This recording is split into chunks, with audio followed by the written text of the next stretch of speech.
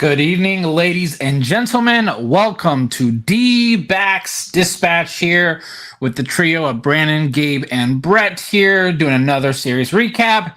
And we're finally talking about a sweep. They finally got it done. They had been very close the last 2 weeks on weekend series. They would lose the final game, but they were able to do it, complete the sweep. So very excited. We'll also go over the trade deadline again real quick. We'll get Brett's thoughts because we didn't get that on our trade deadline recaps. We'll make sure to have Brett give his thoughts. So very excited here. So game one was a tale of two different games. You had innings 1 through 7, and then innings 8 and 9. We end up winning 9-8.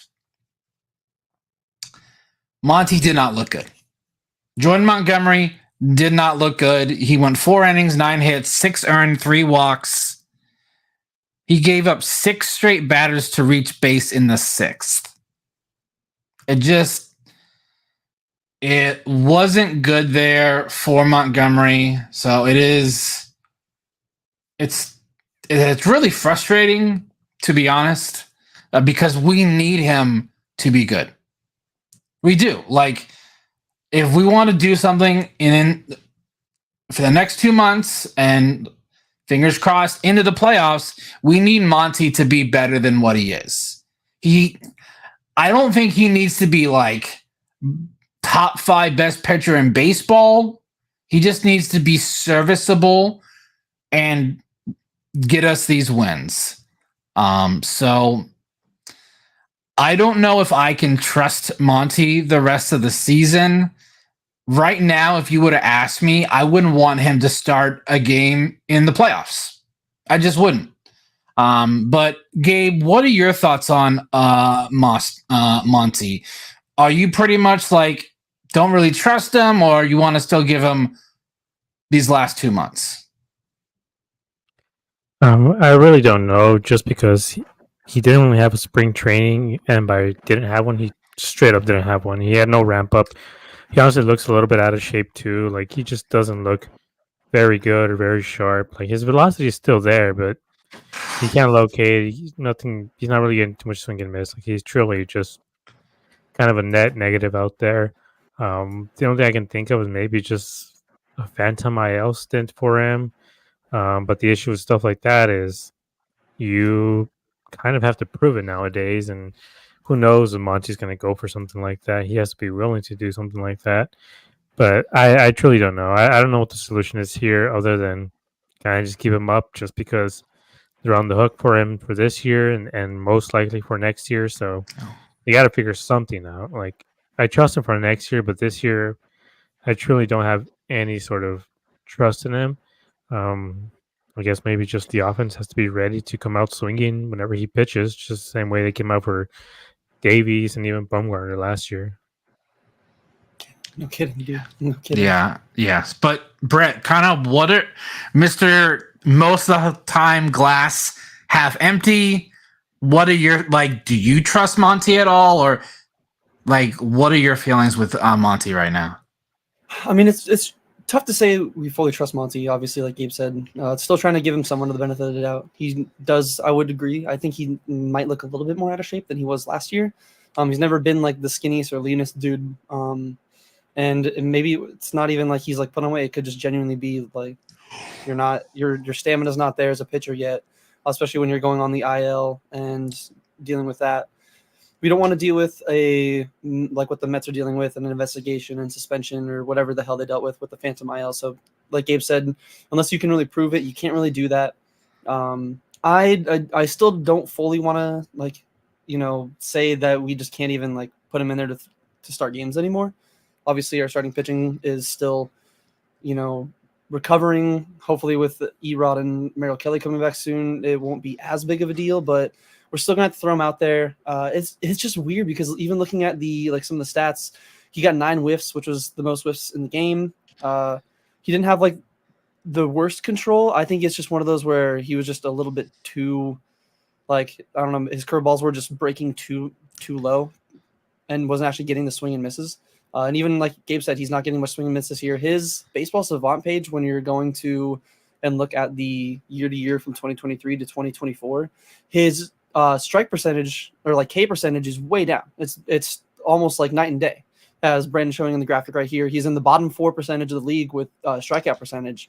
But when you look at 2023, still it's not like he was insanely striking out guys, but it's still a noticeable increase, I believe, from decrease from 21% last year to like 14 or 15 this year.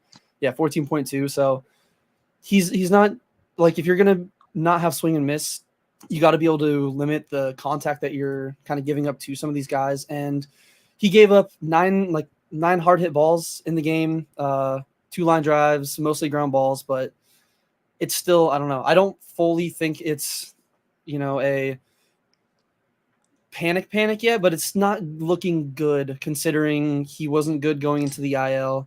Even his Royals start, we kind of talked about it before. It was okay on paper, but it still had some question marks coming out of it, and clearly some of those question marks reared their ugly heads in this game 1.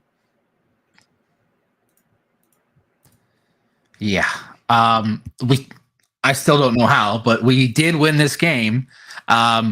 We scored 7 runs in the 7th, 8th, and 9th. I'm just gonna go over how this 9th inning was absolute craziness. Starts with a triple by our young king, Alec Thomas. Perdomo drives him in. It should have been. Yes, correct. Yes. We got very lucky on that. Domo drives him in, and then Ketel Marte just continues to just be top 3 best player in the National League right now. A lot of people's MVP is Shohei. It might be, but Ketel Marte has an argument to be made. This home run is a pure rocket line drive. As soon as he hit this, I'm like, oh damn, we have a shot at this. So he makes it 8-7. Gabby lines out on the first pitch. I'm like, what are you doing? And Gurriel had so many great at-bats in this series. Just fouling off 8, 9, 10 pitches. Single up the middle. I'm like, okay, we have a shot. And then Kevin Newman was coming up. And I was thinking to myself, I wouldn't be shocked because Corbin had the off day. I wouldn't be shocked for Carroll to come in and pinch hit. And he does.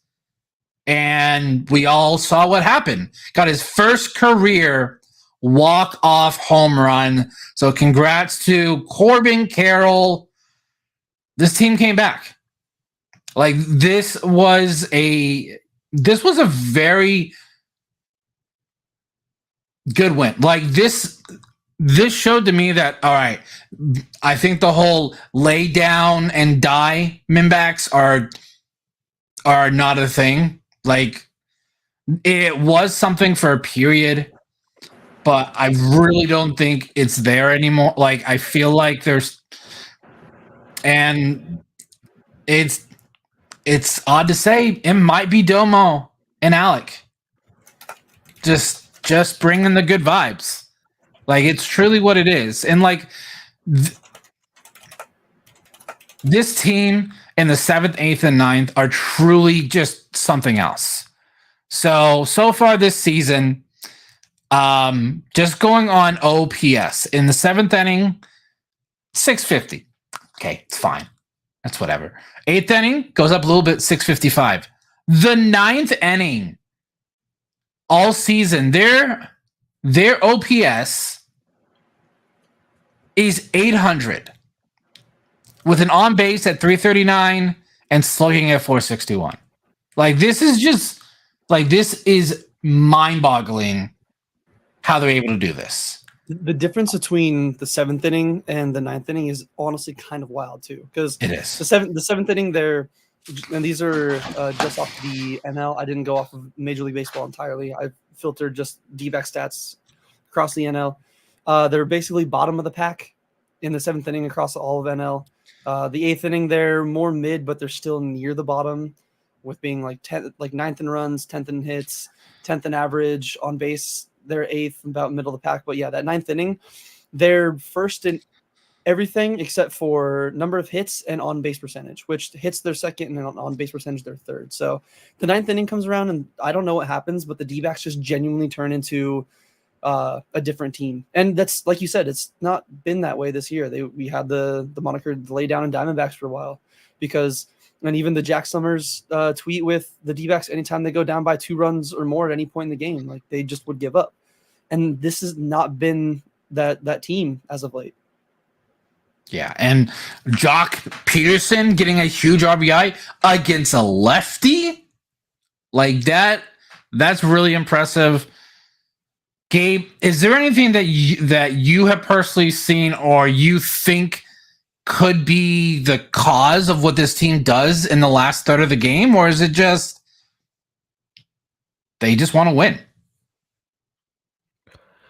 I just mostly see like more patient at bats, if anything.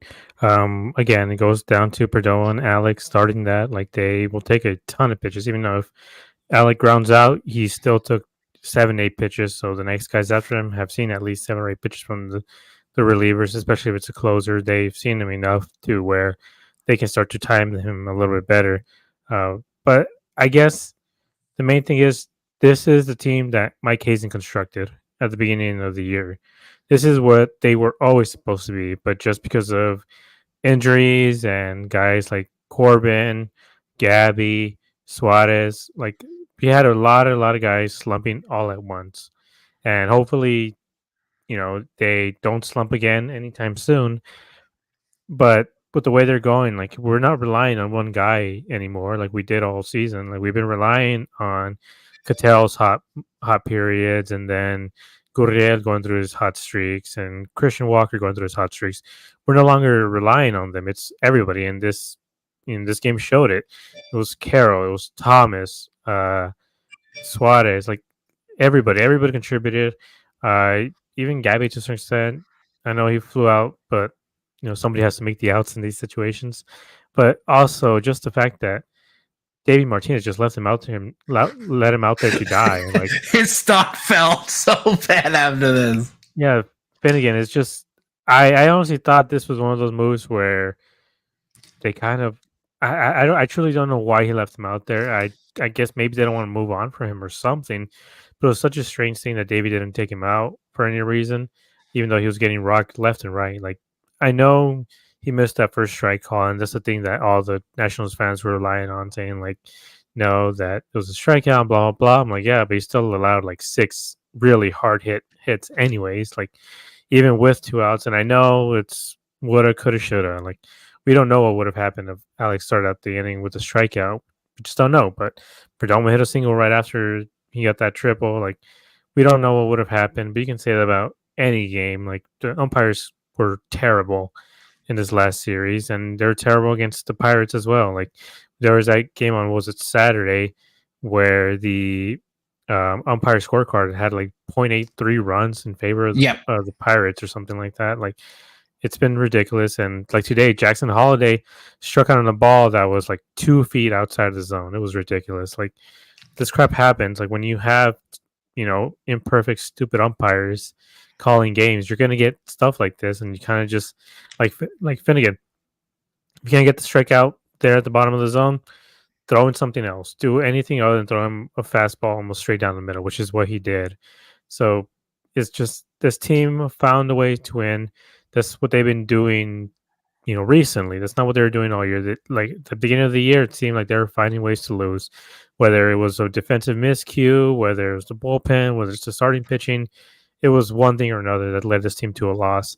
And as of late, they've been finding ways to win, which is just little hits. And like we've mentioned before, singling teams to death. And I feel for the longest time they had lost their identity because of that, because Alec wasn't there, slapping singles and doubles, and Perdomo wasn't slapping singles and doubles. Like this team seemed to have been focusing on hitting home runs. And during how many runs did they score in that inning? 5, right? Yes, 5. 5. 2 of them were on a home run, and the other 3 were on triples and just putting the ball in play and a couple of singles too. Like that's what we've been asking for from this team. Like you don't have to go for the home run, just single teams to death, make these pitchers work. And Finnegan was at almost 30 pitches for this inning. If let's say like the next two games, he was unavailable. Even if the other games weren't blowouts, he was unavailable to come in just because of how many pitches they made him throw just in this first game. Yeah. I was like, God, we can't lose games like this because I'm like, the Mets are playing well, the Padres are playing really well right now, and like these are the types of teams you need to beat up on. So that ninth inning, I got so excited. I'm like, let's go. Like this was we should have lost this game. Like there's no reason we should have won this game. We did, and I appreciate it, but we should not have been in that game. But Brett, what do you contribute to this last third of the game, especially the ninth inning? This offense just turns into something different. I mean, I don't know exactly what it is. I think it's just everything with you just need something to get it going. Obviously the Alec triple, that's a big spark. And I think, like Abe said, Finnegan was left out there a little bit too long. I believe the smart move, if it wasn't the day before the trade deadline and them trying to, I would imagine get him one more save and then deal him to whoever was going to trade for him. It's in a normal game, he probably wouldn't have been out there. They would have brought in somebody else that was different. But like even Gabe said, Finnegan was just giving up some hard hits. And I think the team just, I don't know, I think they're just sick and tired of whether it's like we talked about one of the last podcasts where if you don't want the team to blow it, just walk it off in the ninth. If you don't want to deal with them, do anything like that, just it's easy. I mean, it's not easy, it's a joke, but I really just think it's just an entire team effort, just them going up there with an actual game plan, knowing that, obviously Cattell, insane pitch to hit a home run on, by the way. Like that wasn't even a bad pitch from Finnegan. That was just Cattell just throwing the barrel in. Like, look what that is. That's a beautiful pitch. Like any pitching coach is going to see that and be like, I mean, yeah, sometimes you just got beat. And that's Cattell being in his MVP form. God, I love the way he just looks at it. He just stares like he's like, yeah, I did that. Get you somebody that looks at you the way Cattell Marte looks at his home runs. But I think it's just they all go up there with a game plan. Whether it's the coaching staff that puts that game plan into their minds and into place, which I imagine is a big key. But I think it's just them as a clubhouse being like, you know what, man, we're not gonna go down we might lose, but we're gonna go down there and have great at bats, do what we can to fight, and that's what they did on Monday. That's what they've done. I mean, it carried into Tuesday. Clearly, good Lord, and I think it might be a big character game moving forward. I think this is going to be. It's been said before. I think Lavola made a comment about it. I think this is going to be one of those games where the team and the fan base looks back on down the road, in the end of September, and is like that was a key game. You take out that game or they lose that game, and the season could look entirely different. Yeah, like I completely agree with you on that. Like we could be looking back in the middle of September, and we could be. I don't know where this team's going to be. Like I don't know if they're fine settling for the wild card or because of where we're at. I think we're at 5.5 back of the Dodgers right now. Like that is completely doable over 2 months. So I would love to see a division. I don't think anyone's won the division other than the Dodgers in like a decade.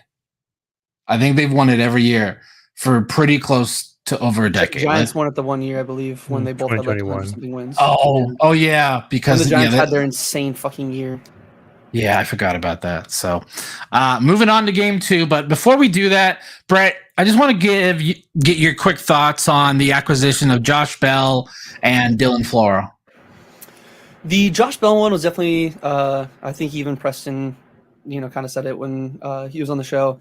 It makes sense considering once Walker went down, he was already DFA'd, basically just waiting for some team to pick him up. It just makes the most sense. I know you even guys touched on it. He's definitely going to be in there mostly to face lefties.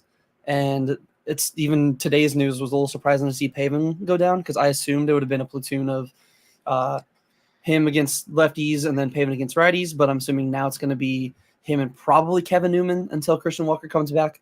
I think it's another decent veteran, at least adding. Josh Bell does have good experience. He's been hot as of late. I think he had like 6 home runs over his last like 15 games before getting traded. Could be incorrect on the stat exactly, but I believe that's what I heard.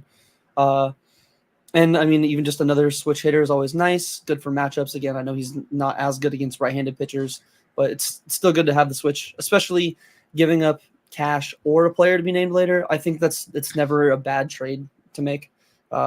It's almost like, I mean, it's nothing going to be compared to Mike Hazen giving up a 6-pack of Coors Light to the Tigers for JD Martinez, but it's not like you're really, leveraging too much of your future or giving up too much. So the Bell move, I kind of like. It'll, we haven't seen him in a game yet. It'll still, be tough to tell exactly what he's going to be contributing, but I think it's a decent move considering the really, poorly timed Walker injury. And then the Dylan Floro one, I honestly was not expecting the D-backs to even really do anything. I was watching the deadline kind of tick down, go by. It's like, man, come on, boys. Like, all these teams are making some moves. The Padres bolstered their bullpen, getting Jason Adam and Tanner Scott, obviously. So, and then with the Dodgers getting Flaherty, getting like Tommy Edman, Rosario again, Michael Kopech, they were making moves, and I was like, D-backs, come on, you can't just stand pat here. So hearing the Gamadoro tweet about the D-backs getting a reliever, I still assumed it was Finnegan. I was like, oh, maybe the D-backs are gonna, buy low on him after the game last night and just hope he does good. But I was not expecting to hear Dylan Floro's name. He was not a name that I don't think really any of us expected. I don't think many people brought his name up in trades on, I don't think even any D-backs podcast. It could be incorrect there, but once I looked at his stats, I was actually like, this is pretty solid. He's still, he's not a velocity guy, so it's not going to be, the AJ Putt kind of where he's got the stuff to throw him in there in the 8th, maybe 9th inning like closer, but it's still just a really solid piece to add to the bullpen. I think you said it on the show with Preston. He could slot in there as a bullpen arm. Even if he doesn't, I think that's a really solid B bullpen arm just to have. Even if we would have had him for that Monday night that Monty got shelled, instead of bringing in a guy like Miguel Castro, thank God he is gone, by the way. Jesus Christ. Again, bring in I want to say we aren't happy that he doesn't have a job, but it was tough to watch. And we're like, Jesse why? Had a tweet. His sinker velocity was down 4 miles an hour from last year to this year. So that was the one thing he kind of had was velo, and he couldn't do it. So I think replace Dylan Floro or Miguel Castro with Dylan Floro in that situation, I would be very much more comfortable with that. Again, we still haven't even seen Dylan Floro pitch an inning for us yet, so we can't say anything fully. But I think they're decent moves. I still agree with Gabe being it's a little bit underwhelming, just knowing the fact that they're kind of banking on Eduardo and Merrill coming back and being their other deadline acquisitions. But I don't know. I would say it was an okay deadline. I think they definitely got some solid pieces to fill some of the question marks they had that are not the starting rotation. But obviously time will really tell because we have not seen either of the two. The only person we've seen that we traded for so far is AJ Puck, and he's been lights out, and we haven't seen Josh Bell or Floro yet. But I think they're solid moves to make, especially with how pricey the market was, especially considering that Tanner Scott trade. I think Hazen made the right call of not selling any of the big names they could even bank on in the future and making some improvements where they could. Yeah, definitely. Again, they weren't moves where I think fans of other teams oh, that was a good trade. It's gonna make a difference. I think it would so far from what I've seen from Puck, I'm very impressed. He's looked really, really good. So let's go ahead and move on to this game. The accolades from this game, game 2. We won 17-0, by the way. So here are a couple of them. We had 7 straight hits with 2 outs. 5 of them resulted in an RBI. That is a D-backs record. Had never happened before. The last time we had more than 20 hits at Chase Field, a decade, May 2014.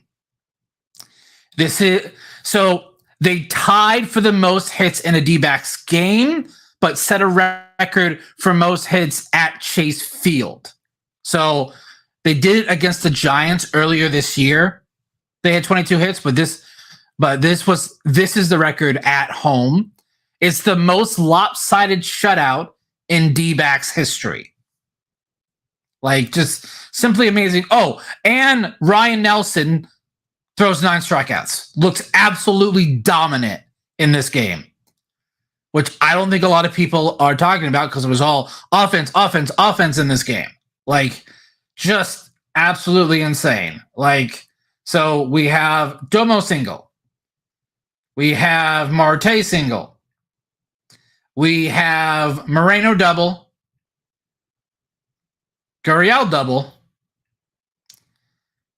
A Suarez bloop single. Grichuk double.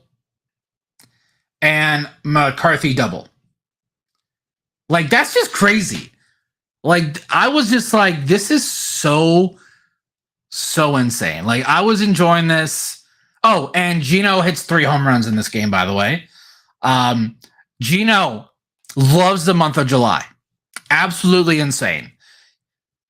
The month of March to June, he has 7 total home runs. He had 10 in the month of July. That's absolutely insane.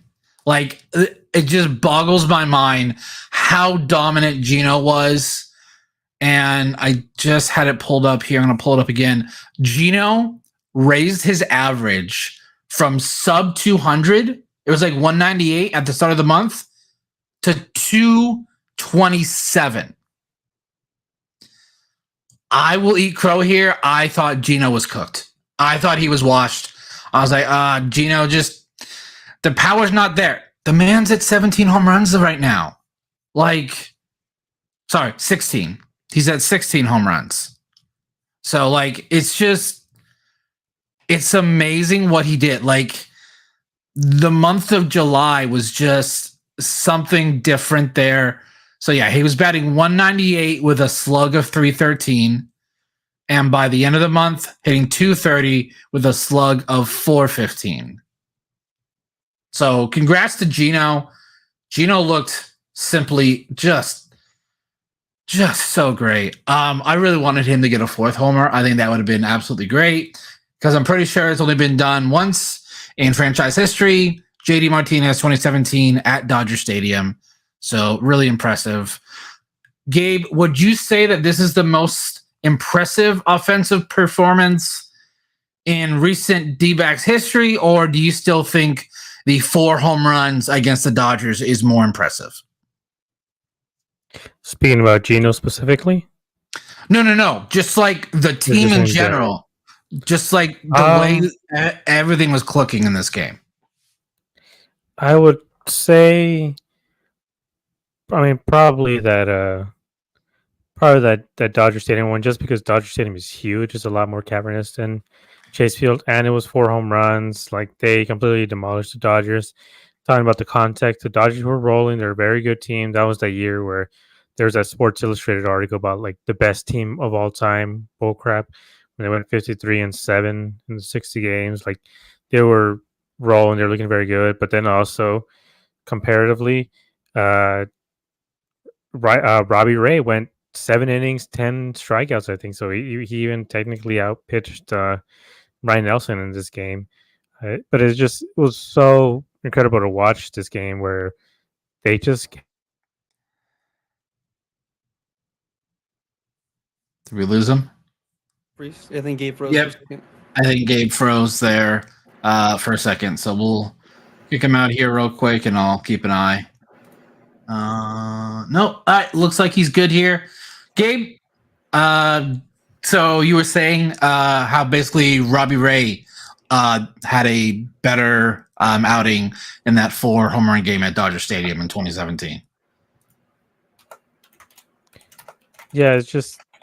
like I said, it was about 7 innings, 10 strikeouts. I think it was completely dominant, and it's not like they're going up against a bad pitcher either. I can't remember who the hell they pitched against. I don't think it was Kershaw, But it was a very good pitcher. I mean, we know what Patrick Corbin is. Like, again, Davey Martinez just left him out there to die. It was crazy. After like 10 hits in a row, you're like, man, he's still out there? I Like, mean, holy with crap. where the Nationals are in the standings and how much they're paying him, Yeah, I don't blame him. yeah. I mean, I don't either, but it's also one of those things where you just get to a point where you're like, I don't know, like, do you have any maybe long relievers just to stop the bleeding a little bit? But I mean, that's kind of how Patrick Corbin has been. Like, it was kind of a nice revenge game for the D-backs because they got completely undressed by him last time. So Yeah. that was good to see, at least on our end. Again, Patrick Corbin is one of those D-backs that nobody really has any problems with just because he hasn't badmouthed us the way, guys like Pollock have or Peralta. Like, we have no issue with Patrick Corbin here. But yeah, it's just I think this game was slightly less better. I think even the game before on Monday was better than this one just because they were able to come back and being down by so many runs. They were able to come back, string together hits, and this one it was over before it began, which is what we thought from that game on Monday. We thought it was over. Second inning, 6 runs. We thought it was over. We thought they were done for, and then they came back. So, and Oscar's saying that do we have a public apology for Gino? I won't make a public. I won't admit I was wrong. No, I'll say yeah. Sorry, Gino, that none of your advanced stats showed that you were having any sort of improvement ever. So that's why we were saying like, we should maybe move on.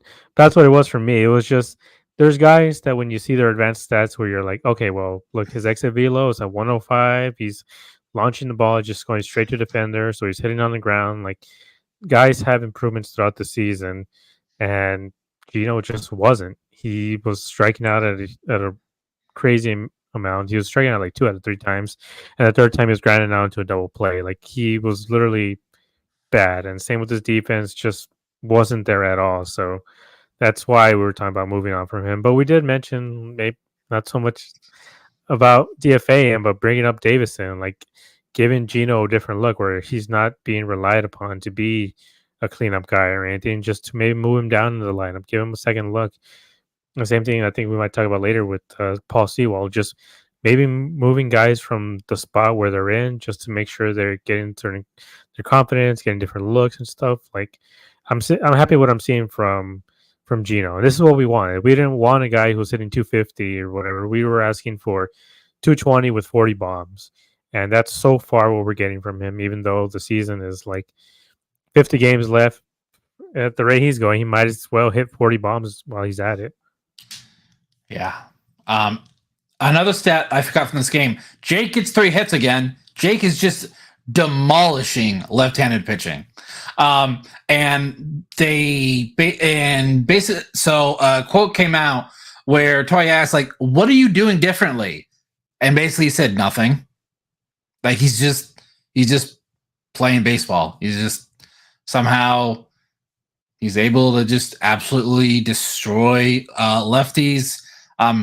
His OPS against left-handed pitching is at 902, which is absolutely insane.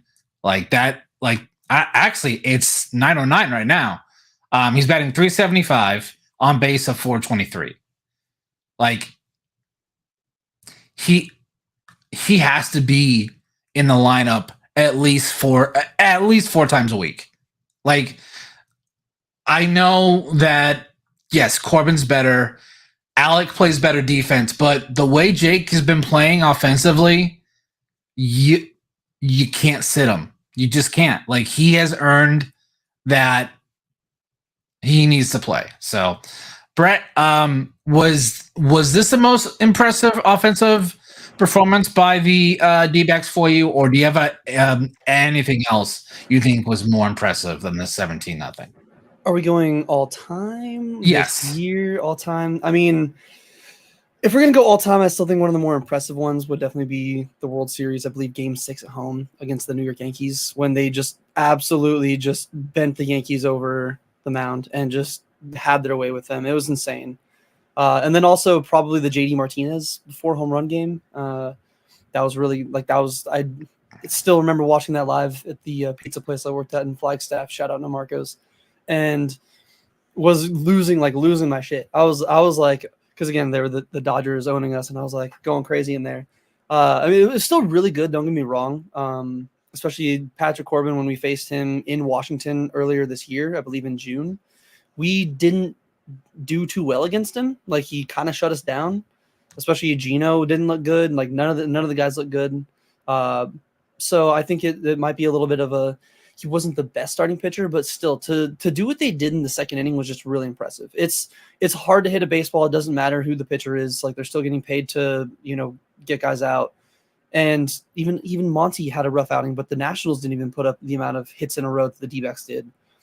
So I think it was still really impressive. I wouldn't say it's the most impressive offensive performance I've seen from the Diamondbacks.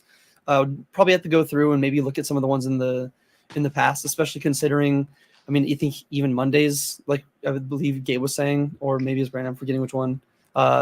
Even like Mondays was really impressive. Even the Tapman Grand Slam walk-off in 2011 was really impressive. Gabe brought up the call, I believe, in the group chat. It's like Milwaukee, are you watching, or whatever it was.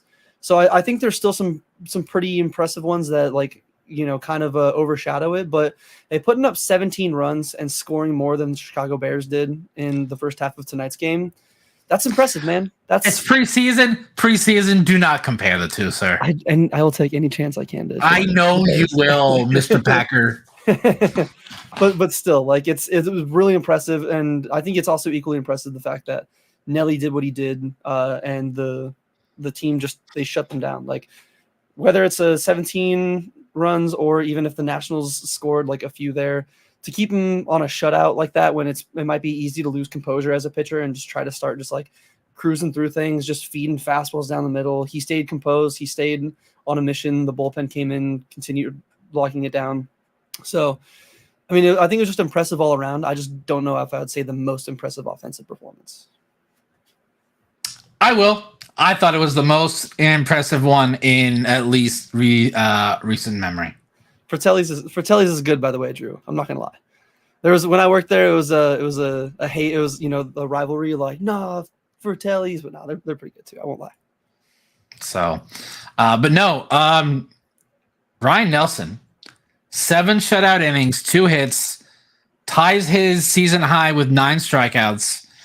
He finished the month 3-0, 2.41 ERA, 37 innings, and his strikeout to walk ratio was really impressive. 33 Ks to only 8 walks.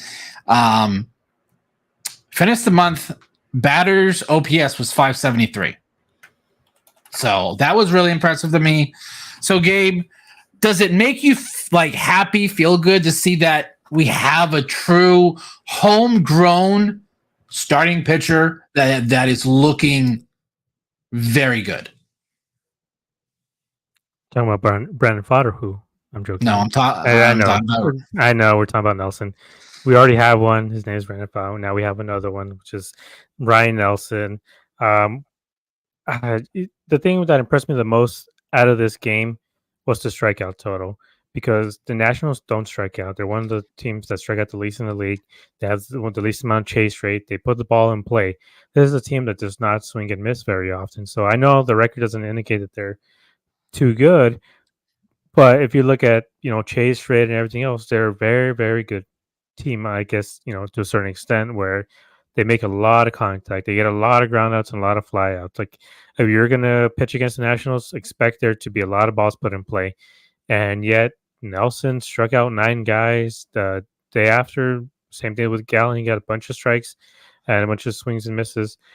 It's incredibly impressive to see them do that against this Nationals team, which again, on paper, not a great team, but you got guys like CJ Abrams, and these, like I said, these guys don't strike out. So the fact that Nelson was able to make them look really silly at times, just with that fastball and that slider, like we've talked about him, maybe trying to develop a different pitch just so he can have another one to go to if he ends up in the bullpen.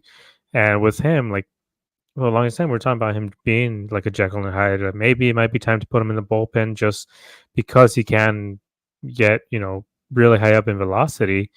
And seems like they finally unlocked something in him. Like We broke it down a couple episodes ago, like not completely changing his delivery, but just small changes, not making him have such a wide and long uh, delivery, I guess. Yeah.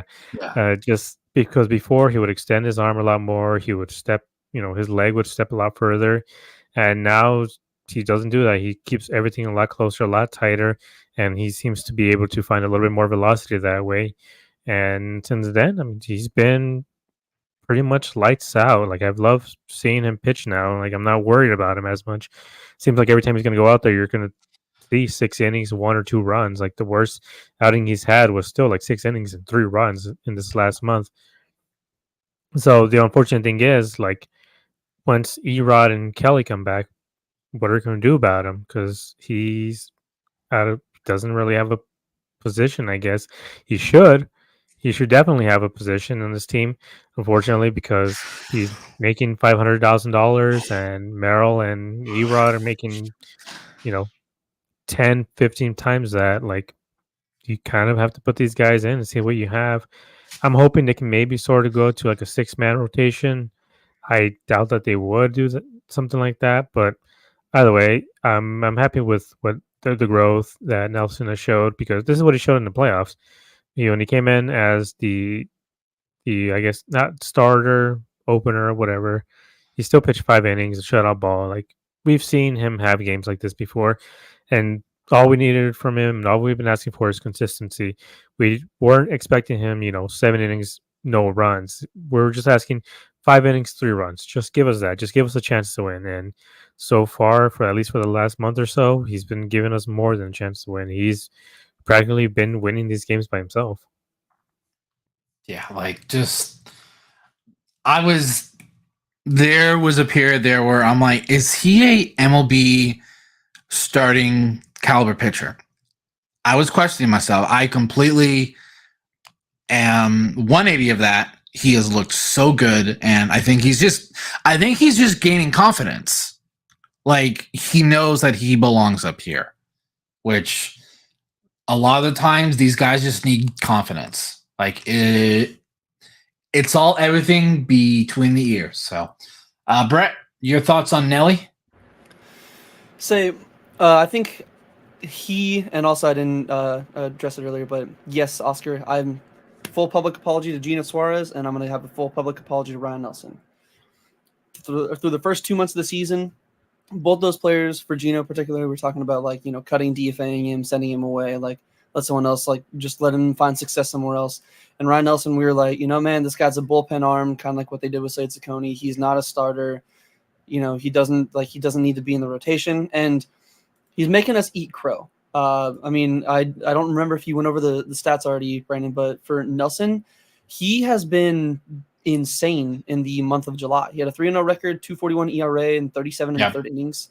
Like, that strikeout to walk ratio is crazy. The fact that hitters have an OPS under 600 is not what I would expect Ryan Nelson to put out there.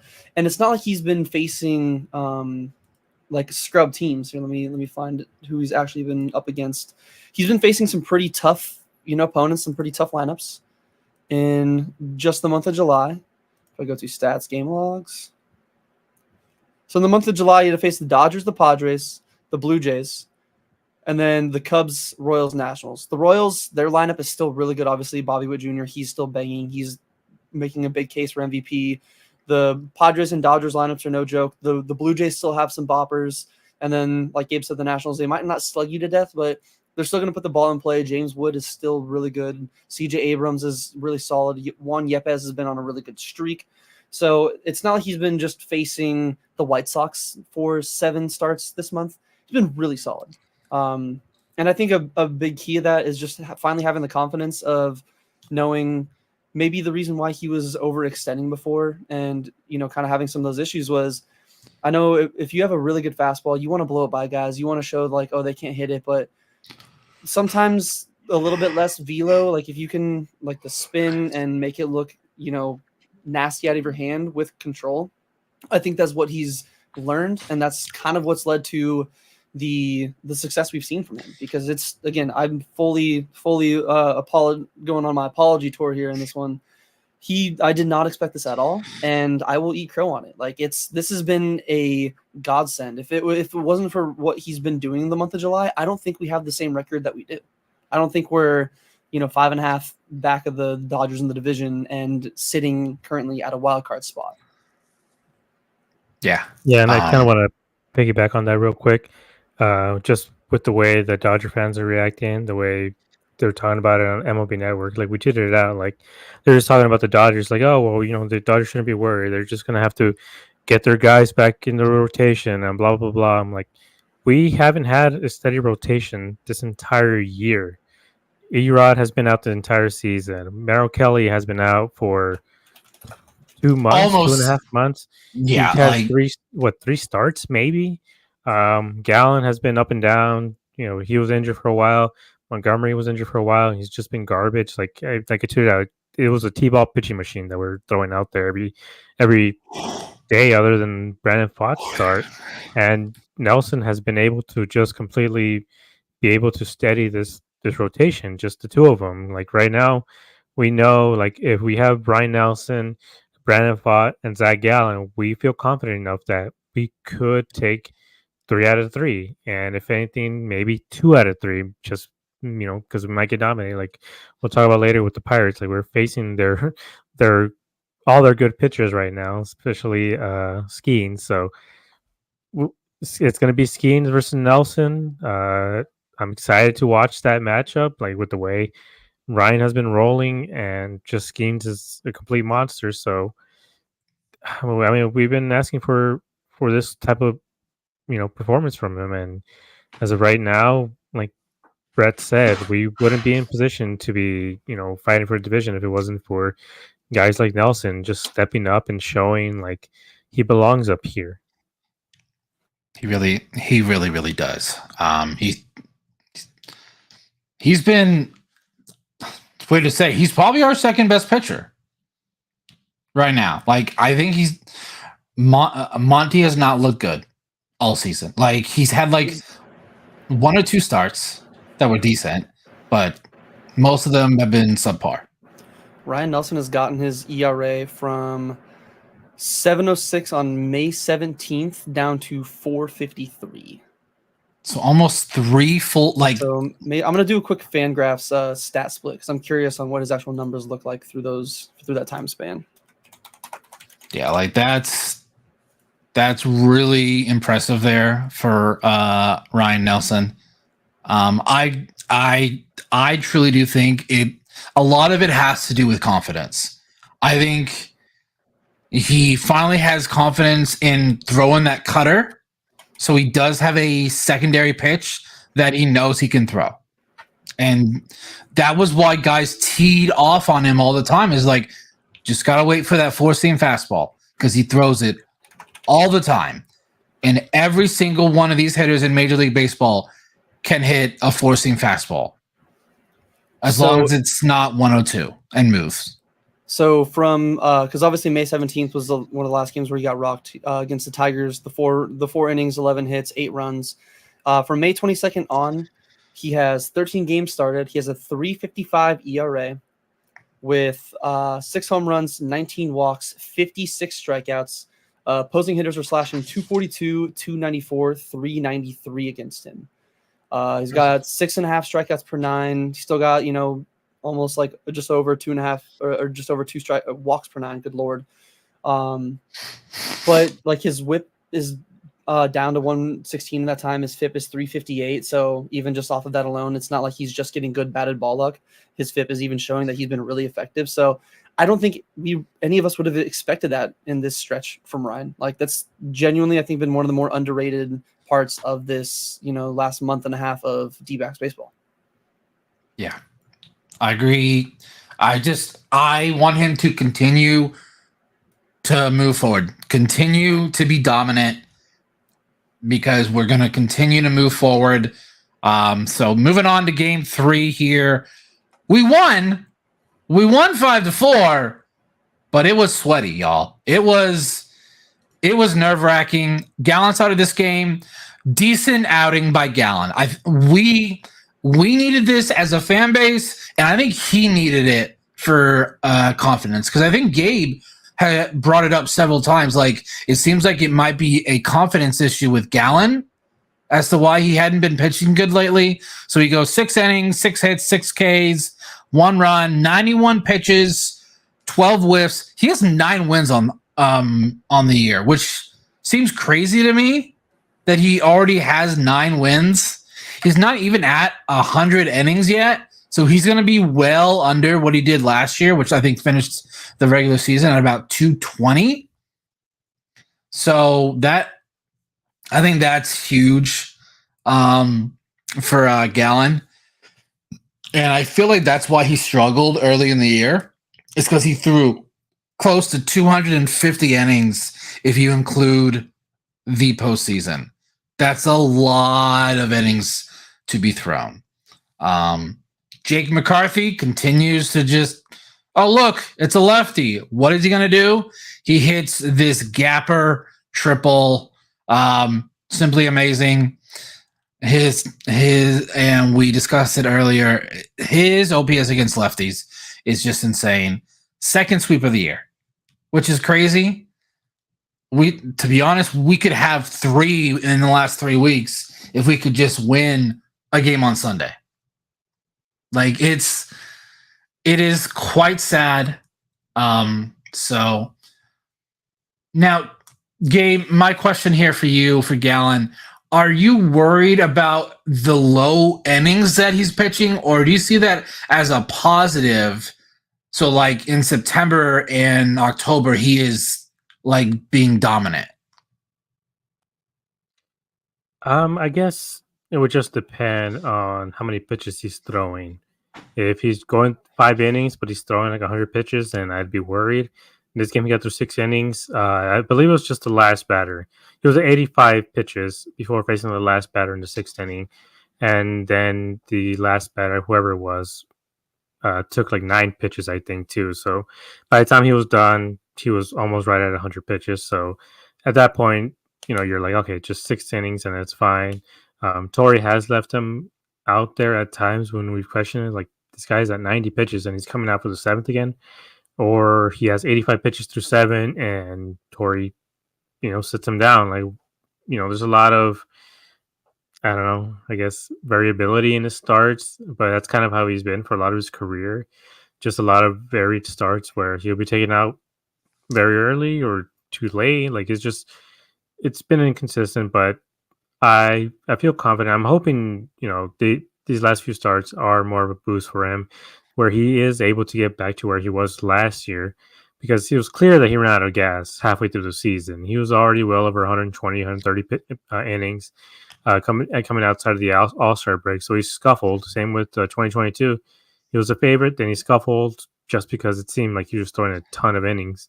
So I hope this year he's able to stay around 150, 160 innings. So then when he gets to the playoffs, he can go deeper into games in the playoffs. He's not as exhausted, because pitching 220 innings and then going out and having to go and, it's not just normal innings you're throwing anymore. You're throwing like the most high intensity, intense innings that you've ever thrown in your career. So you're having a lot more adrenaline. So you're overthrowing. You're throwing a lot harder than you're used to. So those games he was probably a lot more sore than he was games during the regular season. And this year we've seen like he can throw 97 miles per hour, 97, 98. But as of late, he's been dialing it back, just trying to throw 94, 95, just working off of that curveball. So I think hopefully by the time we get to the end of the season, if we're in the playoffs, Gallon is, finds his rhythm and he becomes the pitcher that we all know and love. Yeah. So kind of same thing with you, Brett. Are you worried about the low innings, or was there something from this start that gave you cause, like, all right, looks like Gallon's on his way back. Our true ace is here. Yeah, I mean, I think the biggest thing that stood out for me was just how nasty his curve looked. That's been one of the pitches that over the last month or so, it just seemed like he didn't really have the full feel for it. whether the location or the actual like break on the pitch just wasn't as sharp as it needed to be. And because I believe he was a little more fastball heavy in the last month because of that. Especially we saw like his changeup and just off-speed command in general wasn't there. So I think he was leaning more on the fastball. And I think that's what the Nationals were expecting, because some of the curveballs that he was throwing to them, they were consistently like looked like about to be right, chest high to belt high. I can see why they're gonna, anybody who's just gonna like eyes light up, try to take a hack at it, and it's just bouncing like right behind the plate, beautiful curves. And that's something that we just really haven't seen from him. I believe too much in the last few weeks is just the off-speed control. And plus, like Preston even talked about, I know the defense isn't as sharp with Pavin Smith did fine. There's no errors, but just not having Walker over there anymore, I know that could probably, depending on, I know Zach's a very cerebral guy, that could, maybe affect how he's going to attack some of the hitters and just maybe be in his head. Obviously it didn't, thankfully. And I don't know, I think the low inning count in the end might be beneficial, because if he can get hot, because it seems like every year he kind of has a stretch to where he's not doing too solid. I think if he is already past that, as we saw pretty much the entire month of July, if he's past that and can kind of start putting together some more of these like 6-inning 1 runs, 7 innings 2 runs kind of outings, I think this would be really clutch and get him kind of back on track for hopefully entering the playoffs, where we don't see like last year. He was really, solid most of the year. The second half kind of fell off a little bit, found himself, kind of going into the playoffs somewhat here and there, but just wasn't the same. Definitely looked a little bit gassed. I think the low inning count and the fact that he did miss some time might end up being a positive in the long run. Just the fact that, like, again, those curveballs were looking good. They were looking like the good old fashioned Zach Gallen curveballs that we've come to expect. Didn't really like hang any of them, kept a lot of them just low in the zone. And I think it was really good to see from our true ace. Yeah. I don't need him really to be Cy Young quality. Give us this: 6 innings, 6 Ks, 1 run, 90 pitches. For me, I feel like that'll be enough to get wins. And as long as our bullpen doesn't get too taxed and we can go with the 7th, 8th, and 9th of Ginkel, Thompson, Seawald, or some combo of the 7th, 8th, and 9th of our A bullpen I think will be enough. So kind of transitioning here. Paul Seawald again struggled. He couldn't even finish the 9th inning. He had 3 walks in the 9th. I think him and Gallen are glad that the month of July is over, because they both, the month of July, didn't do well. Gino probably doesn't, because the tear that Gino went on in the month of July, I don't think he wants the calendar to turn. But after this game, there was a quote from Torrey in his post-game press conference, and I'm paraphrasing here, but basically they noticed there might be an issue with his delivery, and they think maybe that could be a factor. I personally think it's bullshit. It is the velocity of throwing 90 miles an hour and covering so much of the plate. I think it's a cop-out. But that's just me. Gabe, what are your thoughts on the quote from Torrey? Like, do you think it's a valid criticism, or is it more of a cop-out? He doesn't want to say, well, it's because my guy can't throw fast. Yeah, so I actually listened to the radio broadcast a bit when they were talking about it, and I believe it was Josh Colemanter who was on. And as we know, Josh Colemanter wasn't a hard-throwing righty. He got away because some of the movement and deception from the tomahawk chop that he would do. But the thing, I guess, with Seawald is, and that we've mentioned before, like, I know, Brandon, you mentioned that, like, as a fan base, we can't be very much like, what have you done for me lately? The issue is one blown save is fine. It happens. We all expect it to happen. Unfortunately, when it happened, it was against the Dodgers, so we were all, extra pissed off. But if it would have happened against the A's or something, we'd be like, all right, get him next time, champ. It is what it is. Everybody has bad days at the office. But the problem with Seawald, it hasn't been just one bad day at the office. It's been consistent over the last month. He has a 10 ERA in this last month. Even before when he was saving games, when he had those 11 saves in a row, we talked about it. His peripherals were showing that he was getting very lucky. He was getting bailed out constantly by the defense, which is fine because they have a good defense. But at some point, you're going to get burned, and he's finally getting burned because of that. And I do agree to a certain extent. It is location because he can't hit any spot with that fastball other than like straight down the middle. If he throws the ball straight down the middle, they hit it for a home run. But you can see the way either Gabby or Herrera, where they set up, he's not hitting them. They'll set up, far and away, throws it way inside, throws it, they set up high.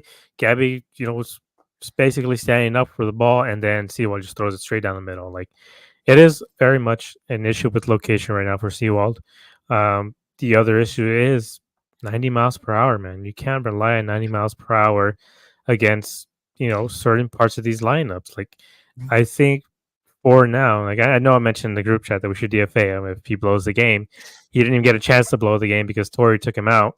But you can see, like Bryce Stanton says, it's confidence. A lot of his confidence, like his body language recently has been horrible. Like he's relieved every time he gets a save. He doesn't look like what we've seen him before. He does that little like stutter step and he just yells or whatever, like those famous images that we have of him. He doesn't scream like a maniac anymore. Yeah, he's not screaming or anything. All he's doing just like he looks like he's just relieved to get the final out. Like that time that Gurriel, had a couple runners on, Gurriel just made a really good catch and he just breathed a sigh of relief when McCarthy took away that home run. Again, it's like he's been bailed out time and time and again throughout the season.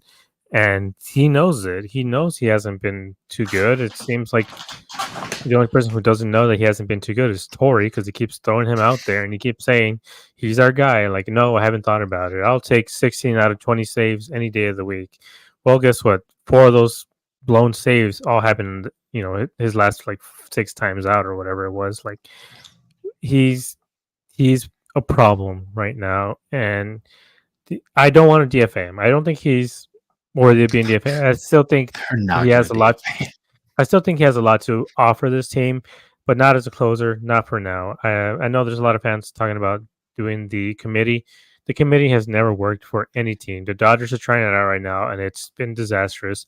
At times, the Padres have done it well when they haven't had their closers, and they've been struggling. Like you can't just rely on different guys day in and day out. Like unless you're Kansas City Royals in 2015 or something. Like there's very, very few specific teams who can do stuff like that. And this team, I don't believe, is that. Ginkel is great, but he's great in his role.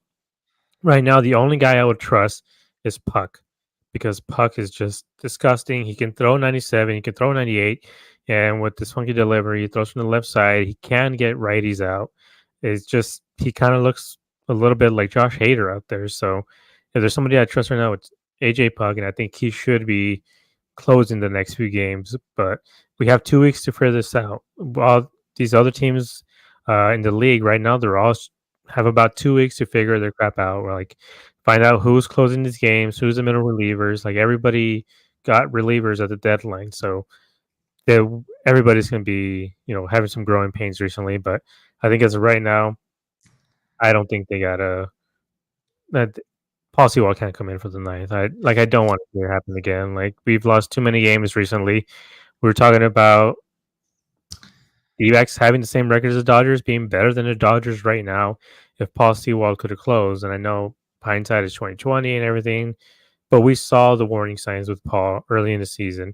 We saw it in spring training. His velo dipped by 3 miles an hour. That's not normal. Especially as a reliever, where you don't have the high amount of innings. Every year we worried about Greinke, but it was a 1 mile per hour difference, and we know he would get out of it because he just had 5-6 different pitches that you can rely on. Sewald has 2, and if the fastball isn't being located, then that means that sweeper is just not going to find the zone either, and nobody's going to swing at it because they're just going to think, well, I'll just wait for him to throw me a fastball straight down the middle because at some point he will. Yeah. I don't like the idea of closer by committee. because the reason the bullpen I think has been so good the last year, these guys have defined roles. They know what they do when they go to the ballpark every day.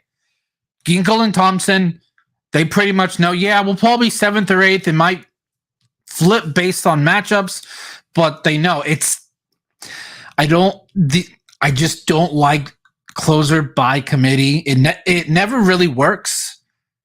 I would like them to maybe try something else. I don't hate the idea of Puck.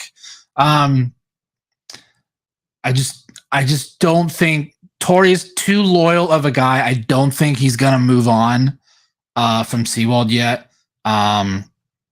So, Brett, your thoughts on Seawald and the quotes from Torrey?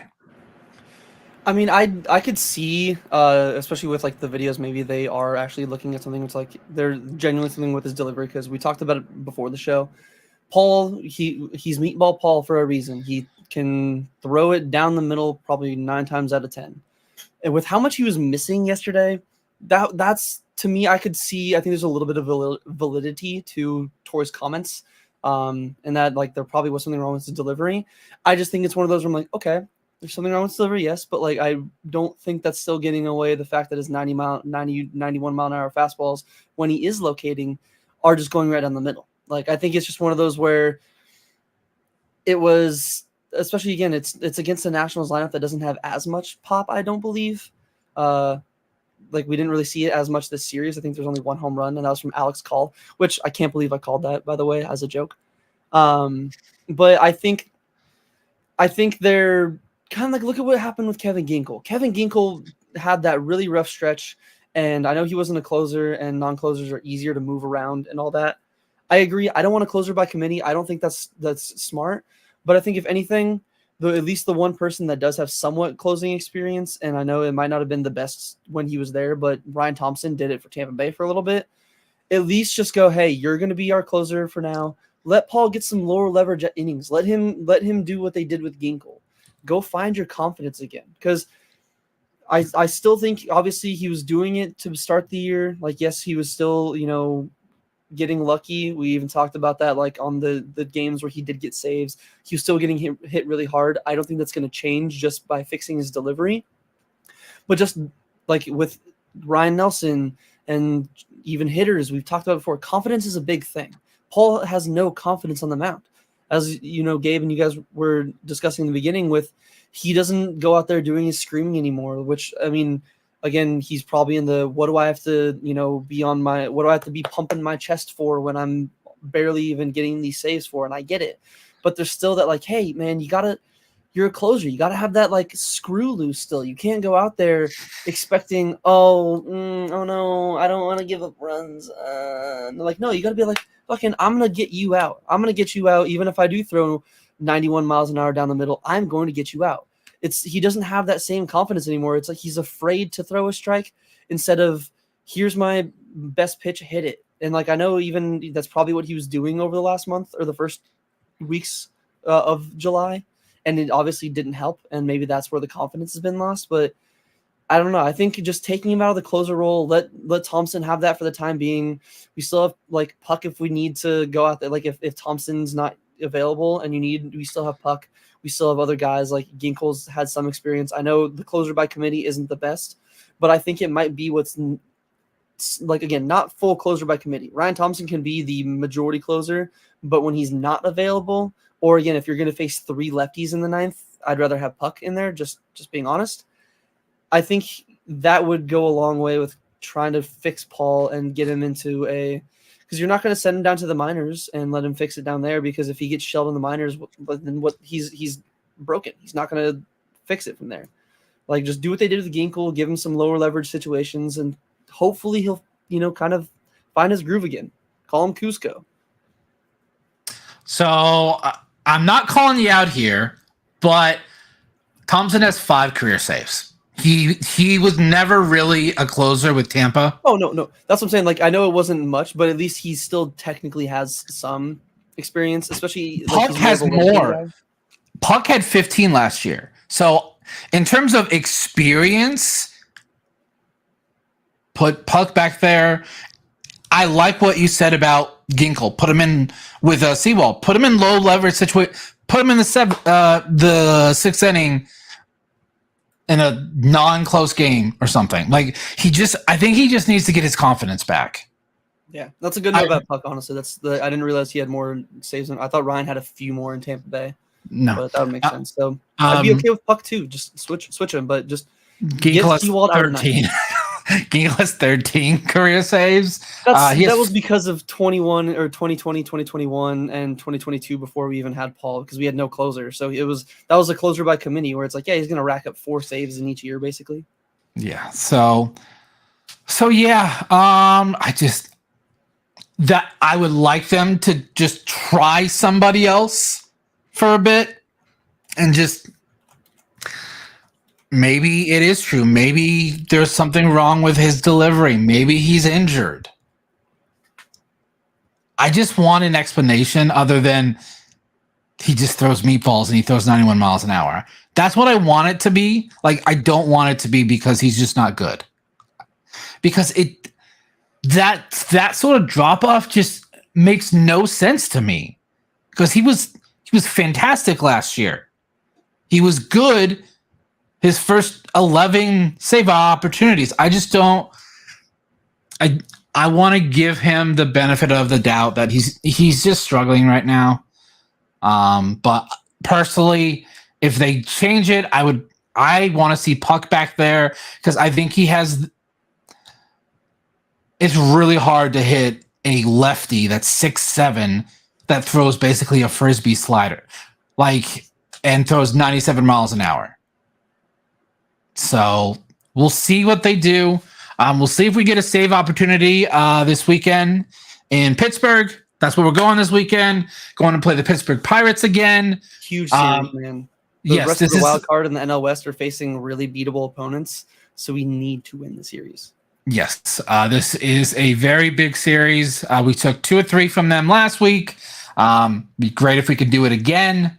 All I ask is what you guys have been doing. Win series. Don't lose. I believe they're 8-0-1 in their last 9 series. So they've won 8 of them, and they split a 4-game. That's why they went 17-8 in the month of July. They went from 2 games under to 7 games over. That's huge. So just win series and you'll keep going up. You'll keep going up.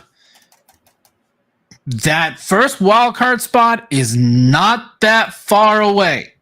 Just like the division. I would love a division title. Oh my gosh, that would feel so great to have the first. Hasn't happened since 2011, man. Yeah. God 12, damn. 13 years. That is mind-boggling to me. Let's go over this real quick. Friday, pitching matchup. Fott versus Ortiz. Saturday, Montgomery versus Keller.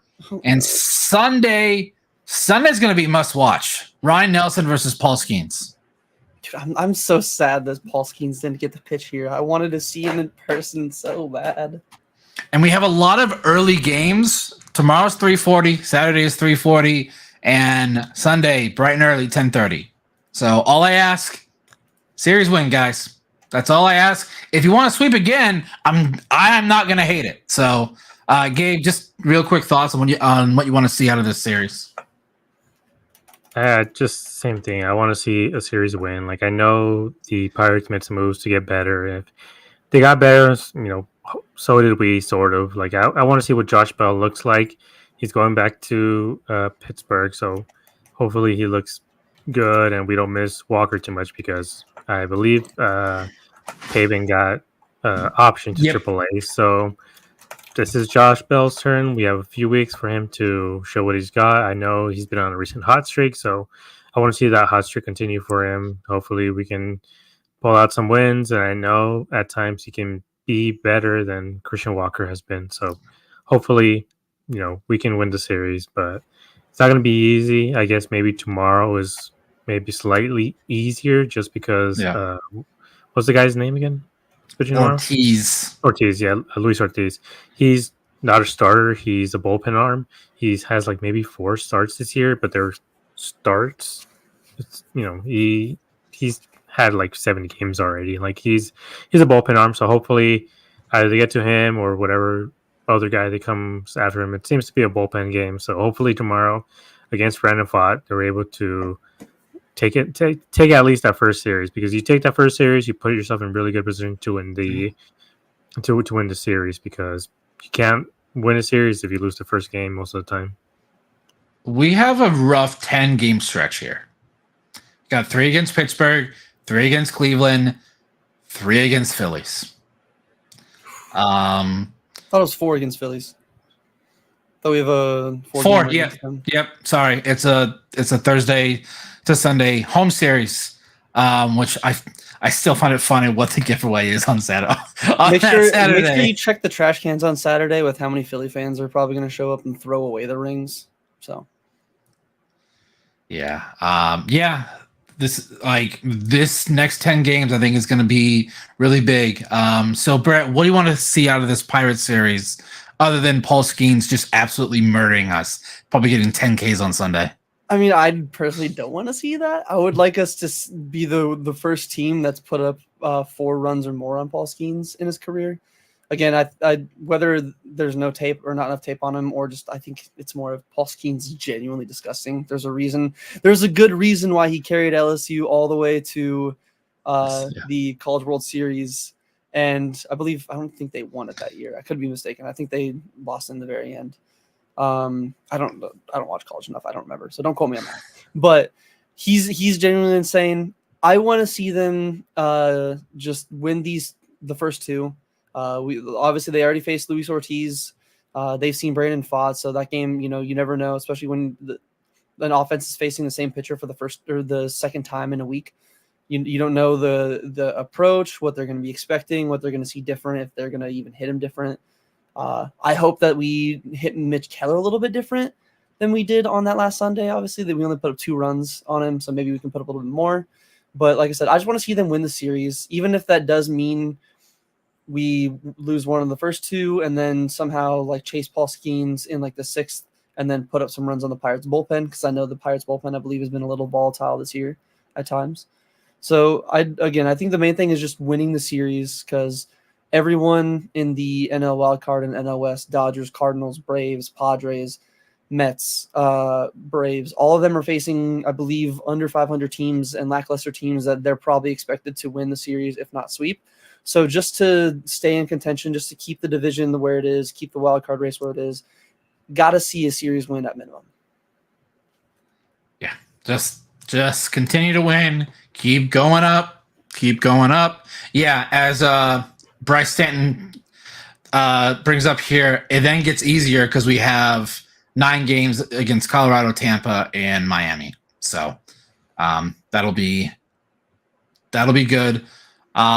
We do appreciate everyone for stopping by, whether you're watching us on YouTube on Dbacks Dispatch, or you're checking us out via us live streaming on Twitter.